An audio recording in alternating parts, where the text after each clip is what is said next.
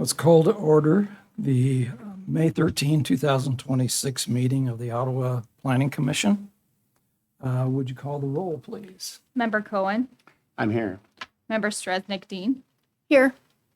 Vice Chair Kane, Chair Maxwell, Here. Member Harris, Here. Member Ogle. Here. Thank you. The consent agenda, which is the April 30 meeting minutes. I'm hopeful that you've all had an opportunity to read those. And if there are any changes, please speak those out now. If not, I'll entertain a motion to approve. I move it. I'll second. Motion and a second. Actually, can we just do a voice vote on that? Yeah. Those in favor say aye. Aye. Thank you. That's passed.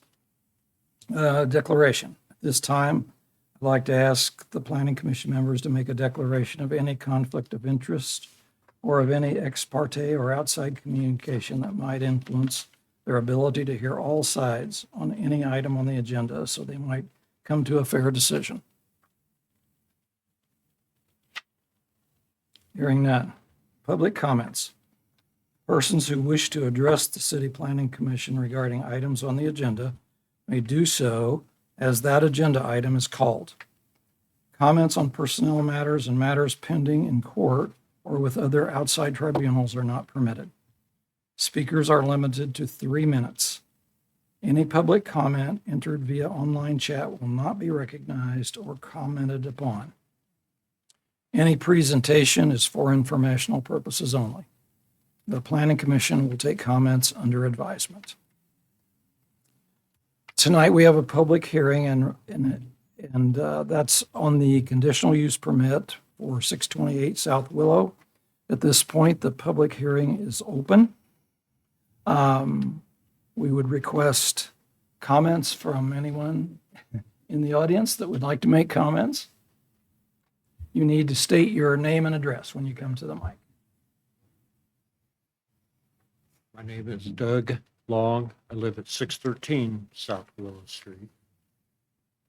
And we had two concerns. My wife sent an email concerning the parking issue, since we are just a low-density neighborhood. A duplex will add, we assume, 2 cars, at max 2 cars per side. That add 4 cars, into the street. There's no, depending on the parking. So we're concerned about that, and just want to make sure there's plenty of, if there was to be, we don't want a duplex. I'll go on record that we don't want that, but if that was to happen, we would hope that there would be parking off-street for, say, 4 cars, assuming it's 2-bedroom units on each side. I would assume, it'd be a minimum of 2 cars, but I would think 4 cars. So basically, that's it. I just, want to make sure everything's above board. And, one other, and I do have a question. So if they allow a duplex in here now, does that mean if there was a property that was torn down or demolished, would they be able to put more duplexes in? We don't want that. And there's already one duplex down on the corner, I think it'd be 602, I believe, right on the corner of 6th and Willow. And it's an old one, it's been there for 100 years, and it's a townhome, it's 2-story thing. And plenty of parking in back, so we don't have parking issues with that. So that's basically it. I'm just concerned about the parking issues and just what the neighborhood could turn into. I mean, we're not a rich neighborhood or a fancy neighborhood by any stretch, but I just don't want to have extra cars. And it's a busy street, and that 7th and Willow intersection is busy. I did notice in the last 10 days or so that all the cars have moved off the street. And there was some trimming of a tree on the corner, but that's been since we sent the email. But that's it. Public speaking is not my thing, so. Any questions right now? Will we hear a presentation on this? Yes, Okay, so that may answer some of his concerns as well. I was going to invite you to be sure and stay. We're going to have a presentation on it Okay, for all of us. okay, And you may have some enlightenment with that, or you may have more questions. Okay. That's fine. cool. We may too. All right. All right, very good. Thank you. Any commissioners want to make a comment before we get into the presentation? Okay, Joe, you're up.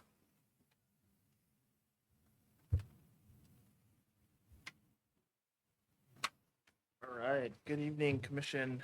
So the request is to allow a duplex in an R1 low-density residential zoning district. And we will be recommending approval with a condition. A little bit of background.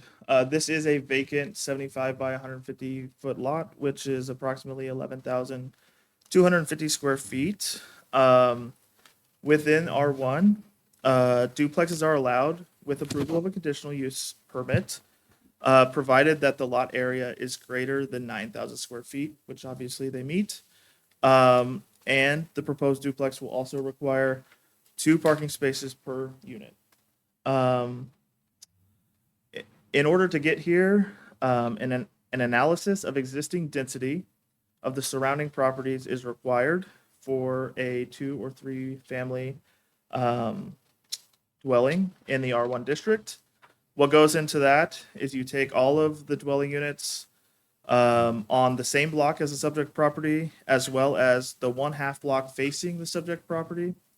You take the number of dwelling units, divide that into the total area of property, and it is required to be greater than 7,000 square feet. After doing that analysis, we concluded that there is just under 9,000 square feet per dwelling unit. So it meets the standard and they are able to move on to this stage. And the future land use map also indicates this property as low density residential. Here's an overview of 7th and Willow. It's the second lot in. Here's a street view taken Monday. So you can tell what's there, what isn't there. The applicant has told me that this is what they're proposing to do, minus the stone. So if you have any takes on that. The stone on the building? Correct, yeah. So the lower, The facing there. yeah, on the facing. Yeah. So as we get to the findings, we concluded that the conditional use is consistent with the intent and purpose of the zone of R1. The duplex is compatible to other land uses in the surrounding neighborhood. The duplex will not place an undue burden on the existing transportation, utility, and service facilities. The proposed duplex is not necessary due to a changed or changing condition. The property has sat vacant for over 5 years. The subject property is suitable for the proposed use. Staff is recommending approval. The proposed duplex is in conformance with the future land use map and the comprehensive plan. And the proposed duplex will not adversely affect the surrounding properties so long as all standards are met. And staff recommends that the Planning Commission hold a public hearing and approve the conditional use permit with the condition that the sidewalk along South Willow is completed in accordance with the city standards, and ask the Planning Commission to forward a recommendation of approval to the City Commission. And there are the alternative recommendations, and with that, I can answer any questions. There's no sidewalk there now, you're saying? There is no sidewalk currently. What about along the rest of the street? Yeah, there is a sidewalk. The rest of the street, just this parcel, does not have a sidewalk. I'm curious why we have to make it a condition. Every time I build a new house, if the sidewalk's in disrepair or isn't there, I'm required to put one. Or have I been required to do that when it wasn't required? That's a good. I'm curious. Yeah, that's a good question. There could be a number of different reasons I can look into. But in this case, there's not a standard that requires it. So we're making it a condition. I just have a quick question about the distances. 6 feet is the minimum required to the property line, correct? On the sides. On the sides. The side So setbacks, yes. it's at the absolute minimum legal allowed. Yep. There is a garage or outbuilding on the neighboring property that clearly was built not in conformance to that before perhaps there was an ordinance or code for that. Yeah, it could have been a. there Will, before. and I can't quite tell because I don't have enough information to see how far back does this building go? And how far is it then from that little shed or garage that's right up against the property line? Is there enough room there? I'm not sure that I have that information. Because I mean, You we've go got back to the, overview. yeah, because we've got the drawing here, and then we've got the, the map, but I'm having a hard time figuring out exactly how far back that. would On the actually north go. side there, Yeah, that shed. Yeah, I mean, from the site plan, that's not clear. They would have to come in and do all the building permit side of this.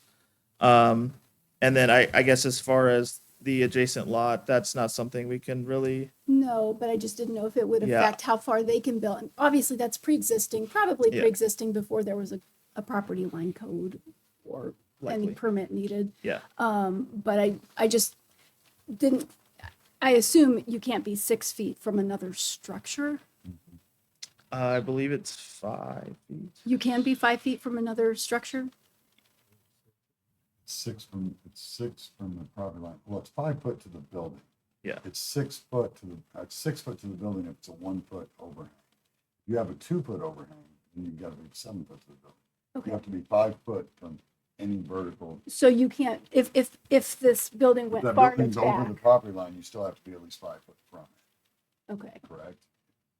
okay. But, so if this building actually goes back far enough that they're adjacent to each other, that little garage and this, you're still okay because of the 6 feet? I would say. Okay, that It was my depends on the question. actual building code. So we would have to check with the the 2018 building code standards. And that's what the building plan review is for when we get that. Okay, I just wasn't clear on how far buildings had to be from each other. So that's why I asked. One Yeah, thing, we would make sure that they fit into all the standards that are required. one thing that may be a solution to what Mr. Stresnick was talking about, and Mr. Ogle could probably speak to this. There's like in a commercial district, you can have your building right on the line, but there's firewall ratings. Right. And that may, if I was the owner of this property and wanting to build something, I would have a hard time swallowing that I can't build within my 5 or 7 foot of the property line because there's a building on the other property encroaching on that distance. I would have a hard, I wouldn't like it. Sure. But the firewall ratings, like they use in the commercial districts where they build right on the line, might be an answer to that question. Another thing, what Mr. Ogle brought up was the sidewalks. Due to the fact that there's sidewalks going both directions on both sides of that property, I would be willing to gamble that that sidewalk was destroyed when the structure that was there was tore down and never put back. Which is something that, it's like closing the barn door after the cow got out, but that's something we need to look at in the future, especially on demolition contractors when they do this, that if they destroy the sidewalk, it has to be put back because they're running dump trucks in and out, loaded dump trucks in and out over the top of the sidewalk, especially if it's an older sidewalk anyway. Could be buried brick too. And it could be buried brick. This gentleman here might be able to speak to that since he lives in the neighborhood.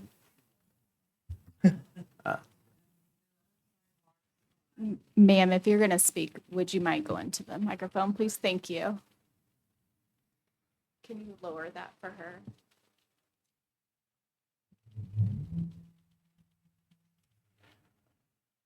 Okay, so there are sidewalks on either side of the property.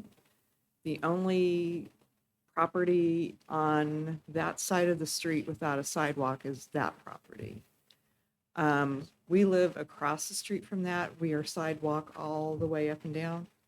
So it would seem consistent to have sidewalk there. And I did have a question about the photo that was up with the proposed property on it. It looks like the parking is back away from the street, so there's no on-site parking. Is that accurate? Sorry.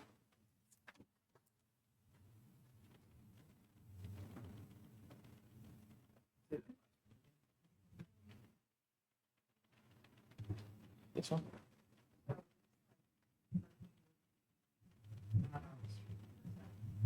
Yeah, and they're required to have 2 parking spaces per unit. One other thing I wanted to bring up, since we've got that picture up and we're talking about it, he says that's the one they're gonna build, but if you look at the hand-drawn diagram, that driveway don't match. That driveway tapers down towards the street and is only 20, I can't read that, it's 24, 28 feet versus the 36 feet. That's the garage. So I'll say, Mr. Harris, I'm just familiar with that neighborhood because I live there. I would consider those really like 4-car parking areas. Like you could almost do 2 and 2. So I think the driveway on these particular units is longer. Joe, is that accurate or? Yeah, and this isn't exact, and we can't hold them exactly to this. That will be something that has to be figured out at the building stage, the building permit stage. So this is just a rendering of what he wants it to look like. But as we get further, that's where that would all be dialed in. We probably can't hold their feet to the fire on it, but I mean, we could recommend that it be the full 36 feet all the way to the street. I'd like to say, they have it, from this drawing, from the site plan, they have it 34-foot back and they only have to be 25. So I mean, there's gonna be plenty of room for the parking, in my opinion. And if it's still a 2-car on both, 2-car garage on both sides. I believe that's the plan, Yeah, but if it's like still- I said, this is not finalized with this. So basically, right now, we're only at the CUP phase. We're not, Yep. we're not approving a site plan. We're not, I mean, Correct. we're just approving the permission to build a duplex. So Yep. I want to Right. make sure we're not Cor- getting into the correct. weeds on something here. I'm not. I mean, these are valuable questions to raise right now as this moves forward, assuming it does move forward, so. I'm not familiar with the duplex that the gentleman spoke of at 6th and Willow, but I know I believe it's 4th and Willow. There's I'm not sure it's not a 6-plex or even bigger that's owned by Mr. Kaler. Now, their parking is primarily in the back. And my wife manages a property in the 1000 block of Walnut that is a 4-plex, and they have off-street parking in the front and back. So, I mean, the parking, especially where they've got room for 2 cars in front of the garage on each side, I don't see the parking being an issue here. So is this drawing what they're planning to build, the one that's on the next page? Not just, Yes. okay, so there is an accurate rendering of what they're planning to Yeah. build. The outside, this rendering is something I wouldn't necessarily trust. The building plans, I would. Okay, so we do actually have a building plan. I would say that is what is being planned, but at the same time, this isn't set in stone. It's not the final approved plan. Correct. Okay.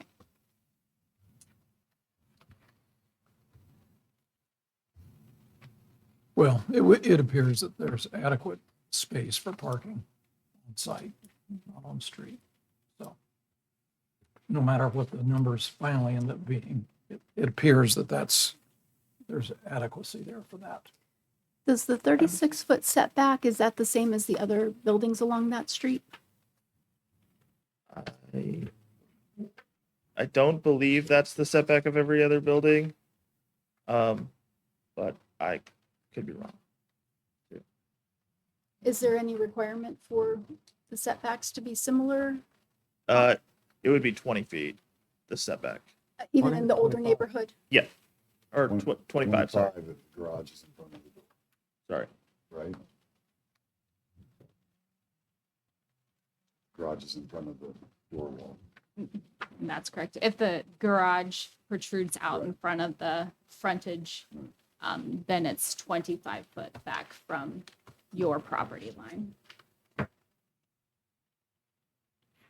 But it's not an issue if the other houses along the street have different setbacks.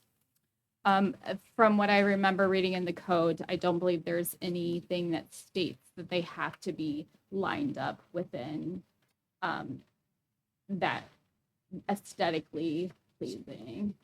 And I don't know if it was just something I was told, as long as they're not in front of the rest of the houses on the street. I was always told that I was allowed to put them the same setback or back further, never further forward. Yeah, I believe that's the Mhm. case. You think that's the case? I believe that's the And case. a minimum Sure, of yeah. 25 if the garage is first. Sure. Or 20 if the door is first. And no further forward than the rest of the houses on the block. Correct.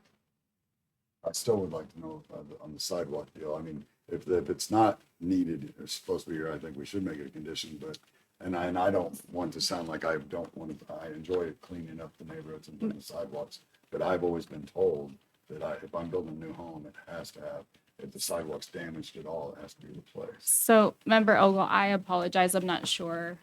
We can discuss that after the meeting. But I'm not sure I'll where bring it that. up because it was conditioned.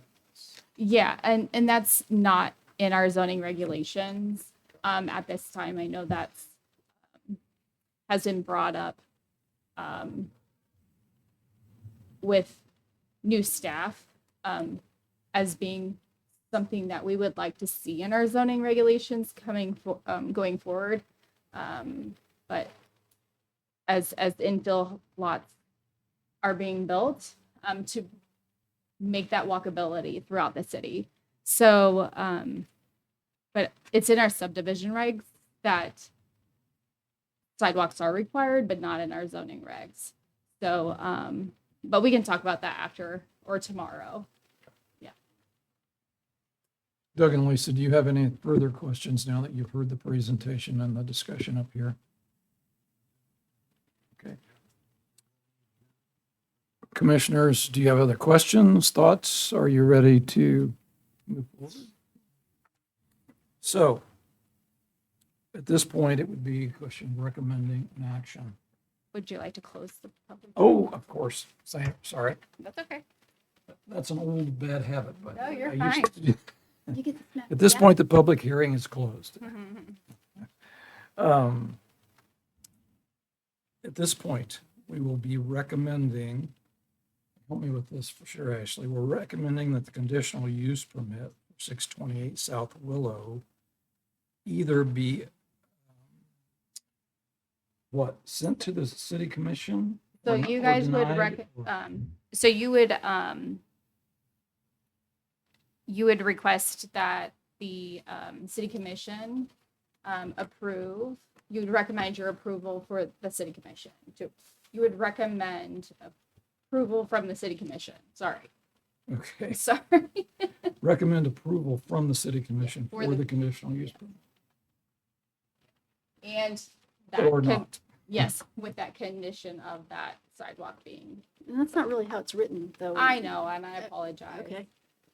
Okay, so we're just recommending that the city commission approve Correct. That's what the or planning. not. That's what the planning commission would do, because the city commission would actually approve that conditional use permit. Yeah. So a motion has three options. It can be recommended for sending forward to the city commission. It can be recommended to deny the application, or it can be moved to continue it to the next meeting for further discussion.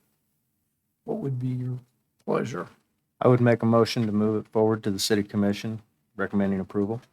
Second. We have a motion and a second. Let's do a roll call vote. Vice Chair Kane, Member Harris, Yes. Member Cohen, I vote yes. Member Stresnick Dean, Yes. Member Ogle, Vote yes. and Chair Maxwell. Yes. Thank you. New business. Do we have any new business? Staff comments? I got a couple things I'd like to bring up. We'll get to that in just a second. Oh, I thought you said staff comments. I Oh, did, but I staff meant. comments. I'm sorry. I'm sorry, I'm getting ahead of It's myself. okay. It's okay. Okay, if none, commissioner comments. You're on, Gary. Okay, I visited with Mr. Motti a little bit about this, and we touched on it. When it comes to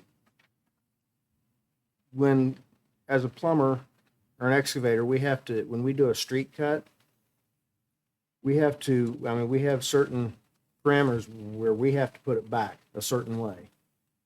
As a local contractor, I want it put back right. I have to warranty that for a year. And everybody knows that Gary was the one over there, and Gary was the one that dug that ditch across the street. And when it becomes a speed dip or a speed bump, that's my name on it. I want it right, and I don't want the reputation. But we have other contractors coming into town, and they are held to the same standard. But 6 months from now, when that contractor's out of town, and the city officials contact them to say, hey, it's settled right there where you dug that alley up, and they say, go fly a kite, there really isn't any teeth that the city has to force them to come back and fix it. Mr. Motti and I spoke about several different things on that. One possibly being they put up, anybody that does a street cut or an alley cut has to put up, just say, for example, a $10,000 bond. That would cover the expense of the city had to go in or cover most of the expense if the city had to go in and redo it after they left. A $10,000 bond would cost me, it'd be a $10,000 performance bond, would cost me $150 per year to put that up. That was just one of the many things that we talked about. He was going to visit with some folks about it and talk about other options possibly. Another thing that I wanted to bring up, as a plumber here in town, if I work on some individual's sewer line or water line, I have to be licensed. I have to be a licensed master plumber to work on these individual lines. But if I was to contract with the city to put in a couple of blocks of water main or sewer main that's going to affect potentially hundreds of customers, I don't have to be a licensed plumber. And I've never really understood why. Because as working on an individual house, my workmanship is going to affect potentially one family. But if I'm working on a city water main, it could affect literally hundreds. Who decides which repairs and things require licensed? Is that something that's determined by the city commission? That's an ordinance, or is that through community development, or where does that decision come from? Are you saying like our city staff should be licensed? No. No. No. If I, as a contractor, come in and win a bid to put in 2 or 3 blocks of city water main for the city, I don't have to have a license. Is that accurate, Ashley? No. We can check into that. I assume when we're not really, the water and sewer lines we're running. I don't know that the city is contracting. I was using that as an example. Okay. But I haven't seen an outside. I have not seen an outside company that has touched our city infrastructure since I've been up in community development. So I would have to take a look and see to answer that question. But anyone that touches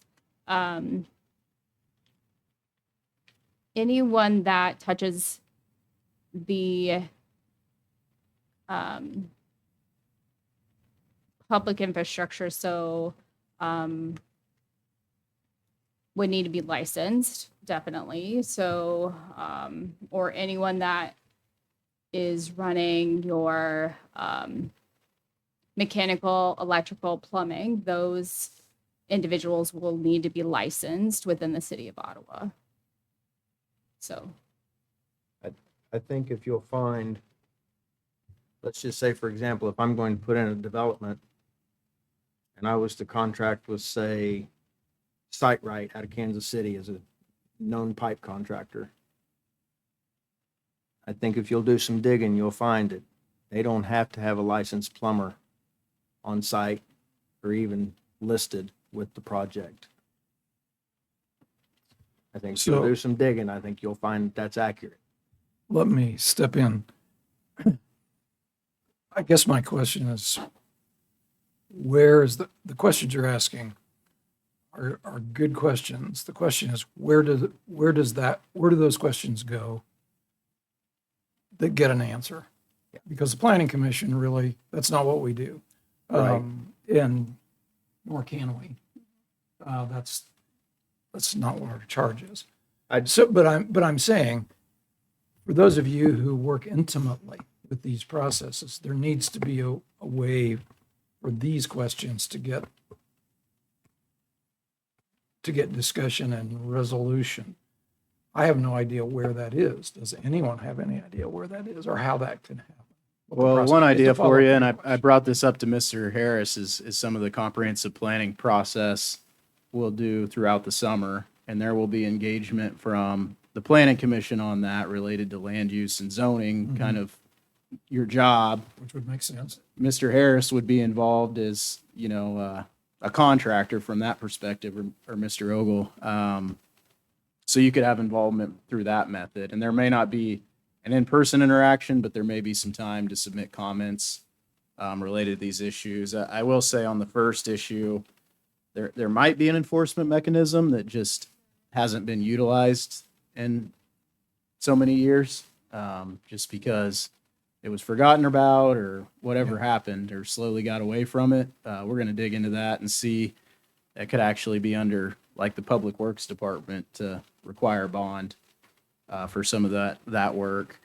On this scenario, I just have to dig into it. Typically, anything from the meter back is going to require a license. So I think even if, say the city damaged a pipe from the meter back or whatever, and we were contracting, we would still get a license done on that or a permit done from a licensed contractor. So and just so you're aware, our staff is also licensed.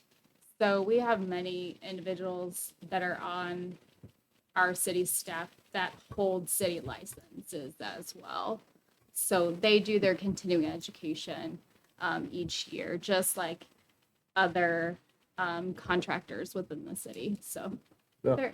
they're the same as everyone I want else. to make it clear that I'm not questioning the city staff that's doing the city projects. That's not at all where I was going with this.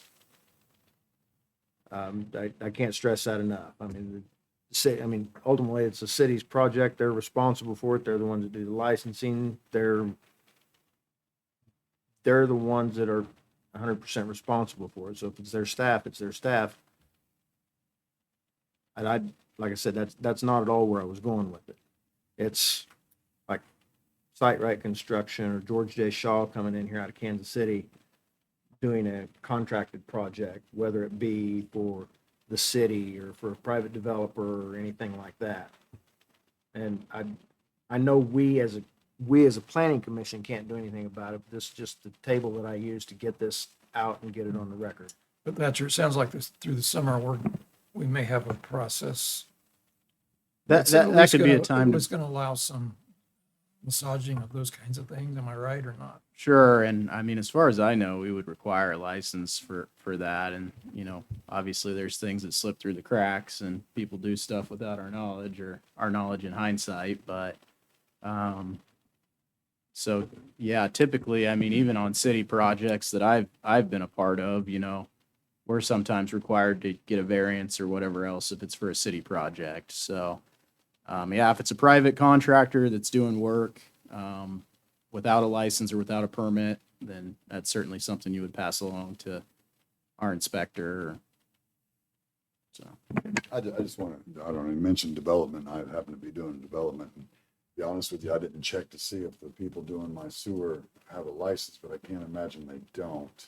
And the strenuous things that I went through I had to go through to prove that they were capable of doing it, as well as they have on-site engineer on site throughout the entire process. I think, I mean, I'm not sure about licensing or whatever, but I think the engineering firm would almost trump the plumbing license. I mean, it's an engineering thing, right? And I don't know how that works, but I'm just saying, I can't imagine them not having a license that they're vetted by the city or they're allowed to, but the public infrastructure can. And I mean, if they're not licensed, that might be something to look at, but like I said, we're also watched. I pay somebody to be out there the entire time watching. That's all. Other comments? All right, announcements. The next planning meeting is May 28th at noon. Do we have any idea where that's going to be? Is it going to be next door? I think that worked out better for us Yep. at the study session, so I'm gonna try to keep it at the study session. Sounds good. Uh, Okay, May I ask a quick question? yes. Are we going back to a study session regular meeting or are we staying with regular meetings? I that- think the regular meeting would work out better for everyone. But we don't have to make a decision No. on that. Okay. All right. Motion to adjourn. So moved. Second. I'll second. Okay, moved and seconded. Those in favor? Aye. Aye. Thank you very much.